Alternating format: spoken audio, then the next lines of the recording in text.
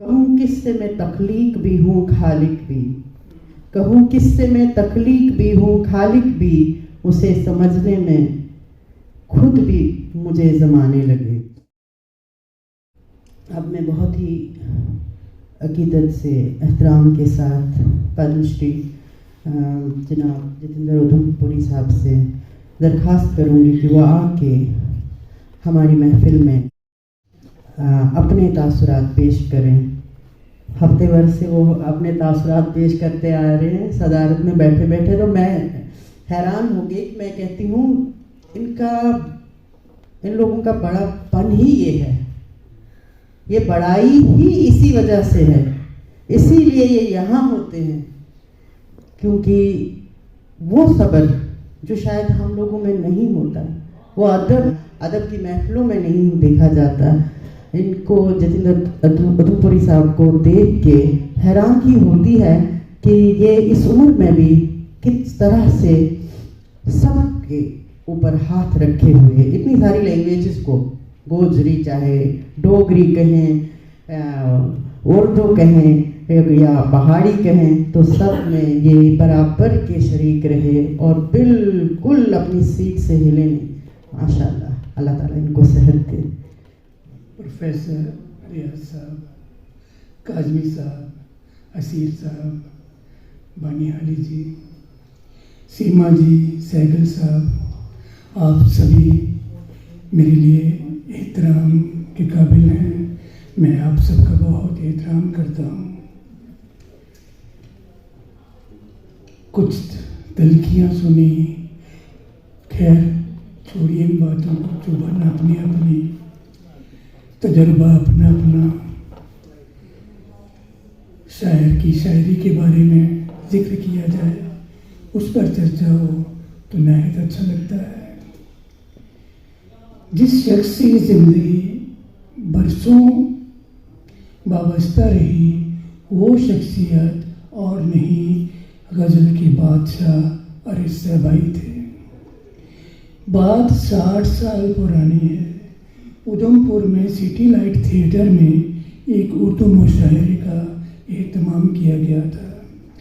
कई शोरा रियासत के बाहर से भी तशरीफ़ लाए थे और चंद लोकल भी थे। अदायल उमरी में जिस शायर ने मुझे सबसे ज़्यादा मुतासिर किया वो अरिश साहब थे। उन्होंने मुशायरे में एक नज़्म और एक गज़ल पढ़ी। नज़्म अदाए सलाम थी और उसकी ये दो पंक्तियाँ, दो सतरें अभी भी मुझे याद है।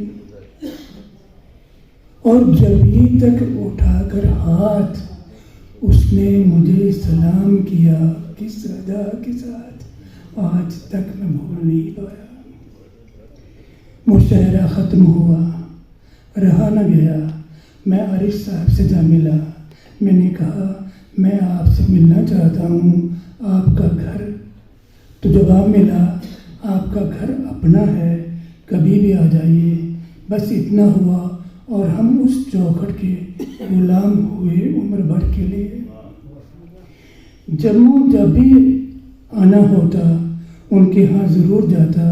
उनकी आहलिया, उनकी बेटियाँ बेटे इस कदर मिलनसार कि कहीं कोई पराया लगता ही नहीं। सब अपने, सब इस घर में सब अपने हैं। वो घर तो मुझे मंदिर की तरह लगता है। मैं खुश नसीब था कि शायद मुझे उनके पास होने का सबसे ज़्यादा वक्त नसीब हुआ। रेडियो में बरसों हम इकट्ठे काम करते रहे। अरिश साहब आकाशवाणी जम्मू में बतौर ईओ तैनात थे। आते जाते दुआ सलाम, मिलना, किसी नई गज़ल का शेर सुनना, अक्सर ऐसा होता। उनके घर मेरा आना जाना बराबर था। कभी 2-4 दिन मिले बिन बीत जाते तो उनका फ़ोन आता, आप इतने दिनों से आए नहीं, आ जाइए। उनका तर्ज़ गुफ्तगू, उनका अंदाज़े बयां सादा लुई कि हर एक पर کہ ہر ایک پر مہربان وہ شخص جو عمر بھر غزلیں کہتا رہا، خوشبو بانٹتا رہا، جس کے لیے کوئی پرایا نہیں تھا، سب اپنے تھے، شہر اپنا تھا، دنیا اپنی تھی، وہ شخص جس نے زندگی بھر کبھی ہار نہیں مانی۔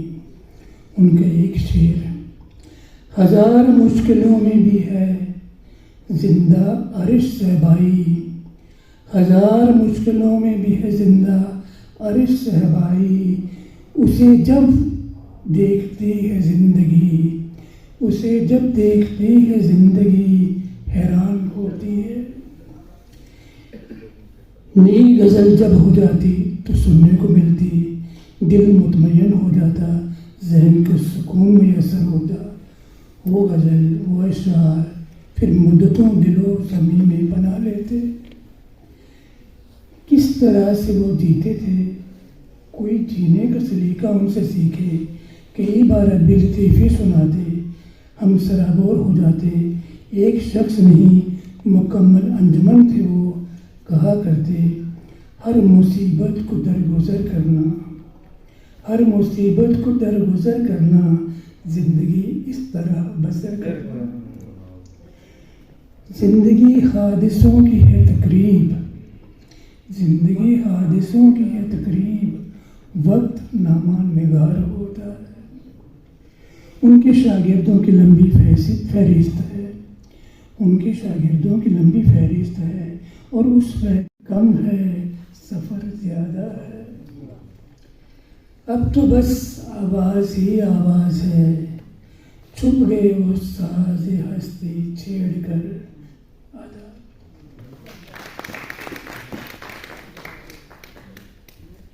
بہت بہت شکریہ۔